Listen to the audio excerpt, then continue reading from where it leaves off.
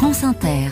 L'histoire du monde à 7h moins le quart, Anthony Bélanger, vous voulez nous parler d'une campagne de publicité égyptienne. Oui, elle date de fin décembre, cette pub, mais on en a discuté jusqu'au Parlement égyptien la semaine dernière. On y voit le footballeur Ronaldo attablé, souriant, et devant lui, une assiette remplie de pâtes de poulet qui nage dans un bouillon bien jaune. Il semble adorer. Ça tombe bien parce que cette pub, diffusée sur les réseaux sociaux par le très sérieux Institut de Nutrition Nationale, a un conseil pour les 110 millions d'Égyptiens.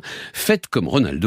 Les pâtes de poulet cuites, c'est pas cher et surtout c'est très nutritif. Le post a beaucoup circulé avant d'être retiré la semaine dernière, non pas parce que la photo de l'assiette devant laquelle Ronaldo était attablé était d'évidence retouchée, mais à cause du ridicule et surtout du scandale qui commençait à gronder jusque dans les médias officiels. Qu'est-ce qui est reproché à cette pub ? Le mépris total pour des dizaines de millions d'Égyptiens les plus pauvres et surtout la déconnexion avec la réalité. Passons sur le fait que manger des pâtes de poulet peut être considéré comme impur en islam et allons directement au sujet qui fâche, l'inflation. Les prix sur les produits alimentaires ont augmenté d'un tiers en novembre, le dernier mois statistique disponible. De façon générale, l'inflation devrait atteindre 20% pour l'année dernière et peut-être encore 25% cette année.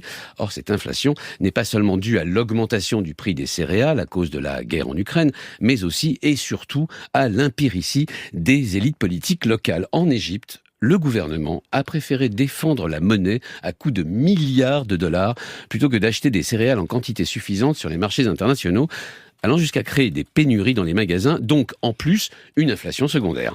Au moins, est-ce que ça a fonctionné ? Est-ce que la devise égyptienne se porte bien ? Eh ben non, pas du tout, ça n'a pas fonctionné. La livre égyptienne a perdu un tiers de sa valeur en un an. C'est la devise qui a le plus chuté au monde après la monnaie sri-lankaise et le peso argentin, c'est dire. Et le pire, c'est qu'il faut maintenant tout importer avec cette monnaie dévaluée. Or, l'État égyptien n'a pas fait que cette erreur d'orgueil. Depuis des années, le Caire dépense sans compter pour des travaux pharaoniques qui ne rapportent rien et coûtent des milliards de dollars. Une véritable orgie d'éléphants blancs et de méga-projets, comme celui par exemple de la nouvelle capitale dans le désert à l'extérieur du Caire, un projet qui n'a aucun sens et enrichit une coterie de militaires et d'entreprises chinoises ou du Golfe. Et les dettes s'accumulent.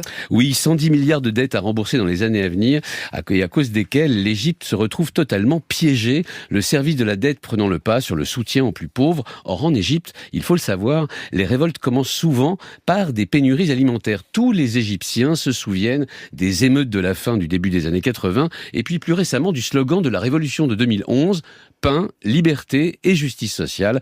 C'est le gouvernement du maréchal président As-Sisi qui serait bien avisé de s'en souvenir. Anthony Bélanger.